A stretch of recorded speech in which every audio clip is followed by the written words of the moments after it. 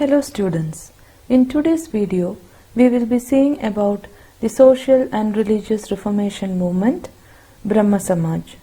Before getting into the video, if anyone is seeing the channel without subscribing, please do subscribe to my channel and share it with your friends. It will be of a great encouragement for me. Please do click the bell button to receive notifications whenever I upload new videos. So without wasting time, let us get into the video.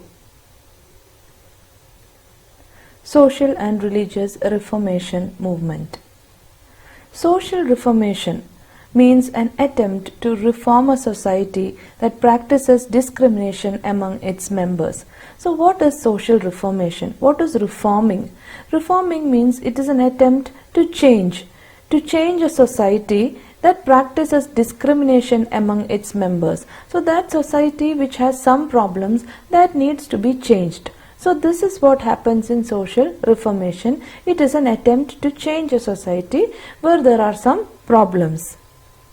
Reformation tries to bring back human values in such a society. So in a society where there is discrimination among its members or where there is inequality among its members, this reformation tries to bring back human values and the values of equality in such a society. The 19th century was considered as a new awakening time in the history of India. So this was the time, that is 19th century was the time when there was a new awakening in the history of India. A new educated class of Indians was created with the implementation of English education. So it was during that time period when English education was implemented in India. We have already learned in the last few videos about how the British came in India and what all changes they brought in our country. So with the introduction or with the implementation of English education, a new educated class of Indians was created. Many European concepts like democracy, nationalism, equality started finding roots in India. So with the implementation of English education, many European concepts like democracy, nationalism, equality, all these started finding roots in India. So social reformation basically means it is an attempt to reform a society which practices discrimination among its members. Reformation tries to bring back human values in such a society. The 19th century was considered as a new awakening time in the history of India, and a new educated class of Indians was created with the implementation of English education. Many European concepts like democracy, nationalism, equality started finding roots in India during this time.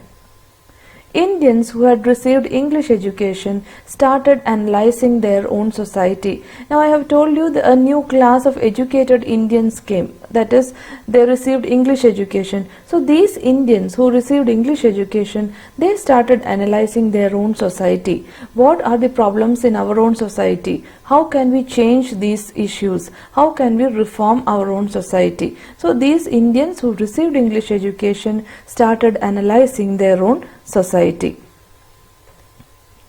Some of the Britishers also expressed their interest in reforming Indian society. So not only educated Indians, but some of the Britishers also expressed their interest in reforming the Indian society.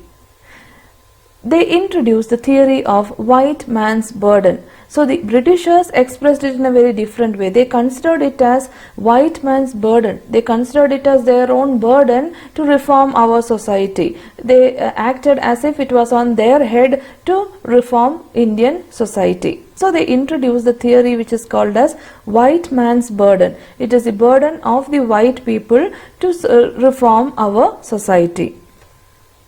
They believed that it was their duty to civilize Indians. So they considered that Indians were not much civilized. So they believed that it was their duty to civilize the Indians. Actually, the Britishers were attempting to protect their own political and economic interest. So under the concept of white man's burden, actually the Britishers were attempting to protect their own political and economic interest. They wanted to stay in India, they wanted to protect their own political and economic interest. So that is what they were trying to do. Many communities in India like Shudras and other neglected class and also women, they lacked many rights. So in India actually there were some issues during that time. That is, many communities in India like the Shudras, they were the lower class, and other neglected classes were there, and also Indian women. All these group of people lacked many rights. That is, they did not have many rights, they did not have freedom, or they did not have equality. The Reformation movement during the British period were different from those in Middle Ages and ancient times. So the Reformation movement which happened during the British period was much different from those Reformation movement which happened in Middle Ages and ancient times. So here some of the Britishers along with Indians expressed their interest to reform Indian society, and they introduced the theory of white man's burden. The Britishers believed that it was their duty to civilize Indians. Actually, the British were attempting to protect their own political and economic interest. Many communities in India, like the Shudras, neglected classes, and women, they lacked many rights. The Reformation movement during the British period were different from those in Middle Ages and ancient times.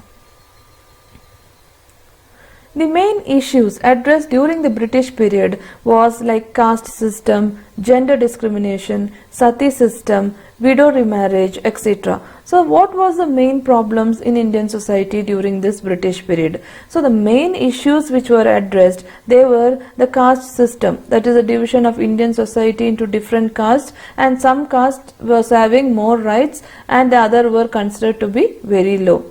Gender discrimination was a discrimination between men and women. Gender discrimination existed. Sati system was a very bad practice which existed during that time, in which if a woman's husband passes away, she has to jump into the funeral of her husband. So that was a Sati system.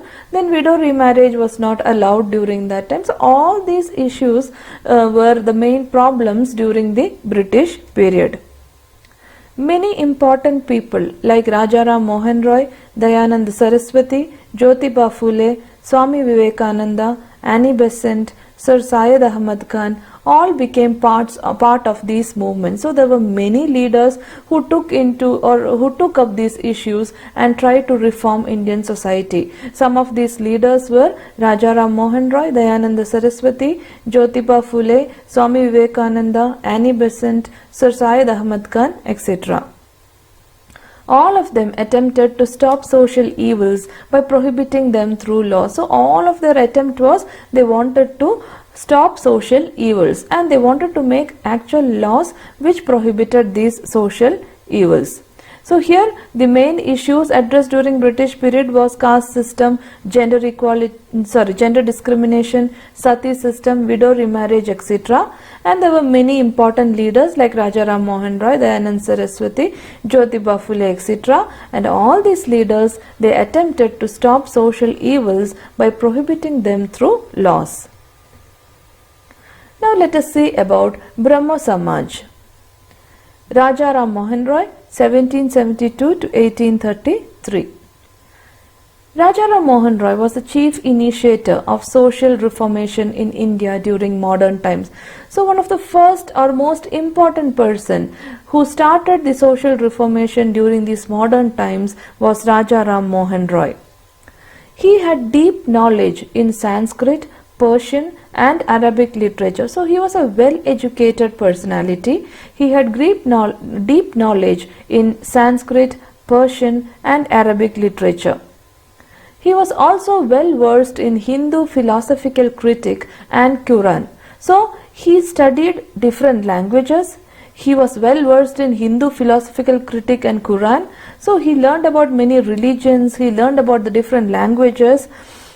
Rajaram Mohan Roy studied about other religions in India. So other than, see here we already studied that he knew about Hindu philosophical critique. He also knew about Quran. So he knew about Hinduism and Islam, and he studied about many other religions.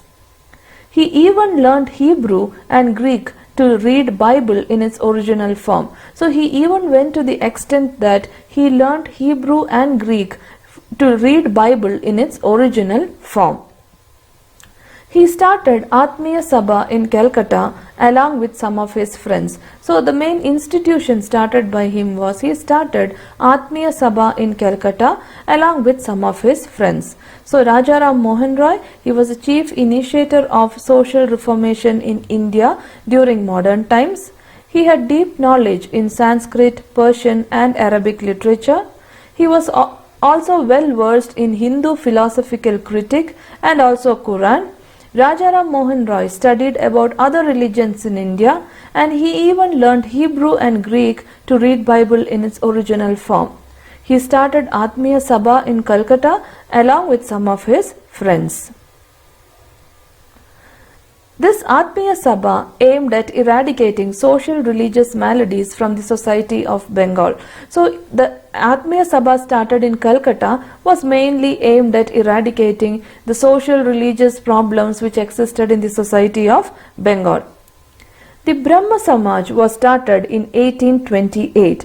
So after starting the Atmiya Sabha in Calcutta along with his friends, in 1828 he started Brahmo Samaj. He wanted to remove caste system and superstitions from Hinduism. So his main aim was he wanted to remove caste system and the many superstitions which existed in Hinduism. Rajaram Mohan Roy and his followers wanted to rebuild a new Hindu society based on philosophical foundations of Upanishads. So what was his aim? He wanted to rebuild a new Hindu society, and that Hindu society he dreamed that it should be based on the philosophical foundations of Upanishads. So whatever is there in Upanishads, that should be the base of the new Hindu society which he wanted to rebuild. That was the dream of Rajaram Mohan Roy. Because of the efforts of Rajaram Mohan Roy, the then Governor General William Bentinck brought a law prohibiting Sati in 1829. So because of the continuous efforts of Rajaram Mohan Roy, the Governor General during that time, William Bentinck, he brought a new law prohibiting Sati system in 1829. This was a very important achievement related to Rajaram Mohan Roy. He tried to develop rationality among the common people through journalism. So he also tried to bring rationality among the common people. That is rationality, thinking with reason. If something is told to us, we have to think about the reason for that. Without jumping and doing something because someone told us, we should think why we should do it, what is the reason behind that. That is how we think rationally. So he wanted to develop rationality among the common people through journalism. So he started publishing many articles, and so that common people can read it and can develop rationality. So Rajaram Mohan Roy started Atmiya Sabha at Calcutta, which aimed at eradicating social religious maladies from the society of Bengal. Then in 1828, he started Brahmo Samaj. He wanted to remove caste system and superstitions from Hinduism. Rajaram Mohan Roy and his followers wanted to rebuild a new Hindu society based on philosophical foundations of Upanishads. Because of the efforts of Rajaram Mohan Roy, the Governor General William Bentinck brought a law prohibiting Sati system in 1829. He also tried to develop rationality among common people through journalism. A journal named Samvad Kaumudhi was published by him in Bengali language. So I told you he tried to develop rationality among common people through journalism, and for that he published a journal named Samvad Kaumudhi, and it was published in Bengali language. Now let us see what were the important aspects of Brahmo Samaj. First was, Brahmo Samaj advocated monotheism. Monotheism is the belief in single God. We have different concepts like polytheism, believing in more than one God, and monotheism, believing in single God. So he advocated monotheism. Second one, he opposed meaningless rituals. He was against the unnecessary or meaningless rituals. Every person should live with dignity, and no law or ritual should violate this provision. That is, every people have the right to live with dignity. no law or no ritual should violate this provision. That means everyone has equal rights in society. That is the meaning of this third point. Brahmo Samaj assured equality to women by opposing polygamy. So, other than opposing caste system, Brahmo Samaj also assured that women also have equal position in society, and it opposed polygamy. Polygamy is one man marrying more than one woman. So that system also was opposed by Brahmo Samaj. It also advocated for a share in property to honor dignity of the life of widow. So Brahmo Samaj also advocated that a widow should have a share in property. With that, her honor and dignity will increase. So it advocated a share in property for a widow to give honor and dignity in the life of a widow. It opposed child marriage. Brahmo Samaj was against child marriage. Brahmo Samaj declared that Upanishads and Vedas advocated that one can take good things from anywhere. So always Rajaram Mohan Roy wanted Upanishads to be base of Hindu religion. So he said that Upanishads and Vedas advocated, or it said that one can take good things from anywhere. It need not be from a certain person, or it need not be from a certain source. A person can take good things from anywhere, only that it should be good. Good things can be taken from anywhere. So the important aspects of Brahmo Samaj, it advocated monotheism, that is belief in single God. That was the first important aspect of Brahmo Samaj. The second aspect was it opposed meaningless rituals. That was the second aspect. Every person should live with dignity and no law or ritual should violate this provision. Brahmo Samaj assured equality to women by opposing polygamy. Polygamy means one man marrying more than one woman. It also advocated for a share in property to honor the dignity of the life of a widow. It opposed child marriage, and Brahmo Samaj declared that Upanishads and Vedas advocated that one can take good things from anywhere. Rajaram Mohan Roy was open to receive good thoughts even from the West. Rajaram Mohan Roy did not hesitate to take good thoughts even if it was from the West. So already he had told that if good things come, you can take it from anywhere. So he was very open to receive good thoughts even from the West. He gave importance to English education. Rajaram Mohan Roy gave much importance to English education. He wanted the Indians to welcome the thinking process of the Europeans. So he encouraged Indians to welcome the thinking process of the Europeans. He supported the establishments of many schools and Vedanta College in Calcutta. So he gave so much importance to education that he supported the establishment of many schools and also Vedanta College in Calcutta.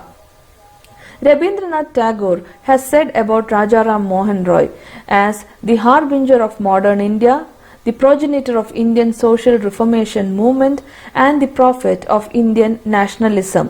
So, according to Rabindranath Tagore, Rajaram Mohan Roy was a person, or he was a harbinger of modern India. He was the person who started the modern India, progenitor of Indian social reformation movement. He began the Indian social reformation movement, and he was the prophet of Indian nationalism. So Rabindranath Tagore had a very good opinion about Rajaram Mohan Roy. That is why he said him as the harbinger of modern India, progenitor of Indian social reformation movement, and the prophet of Indian nationalism. So Rajaram Mohan Roy, he was open to receive good thoughts even from the West. He gave importance to English education, and he wanted Indians to welcome the thinking process of Europeans. He supported the establishment of many schools and Vedanta College in Calcutta, and because of all his contributions, Rajaram Mohan Roy was called as the harbinger of modern India, progenitor of Indian social reformation movement, and the prophet of Indian nationalism by Rabindranath Tagore. So today we have seen all the important points regarding the social religious reformation. Especially we have concentrated on Rajaram Mohan Roy and Brahmo Samaj. I hope you have understood all these points very clearly. If you have any doubts, you can ask in the comment section. And please don't forget to like, share and subscribe to my channel. I hope to see you soon in the next video. Thank you for watching.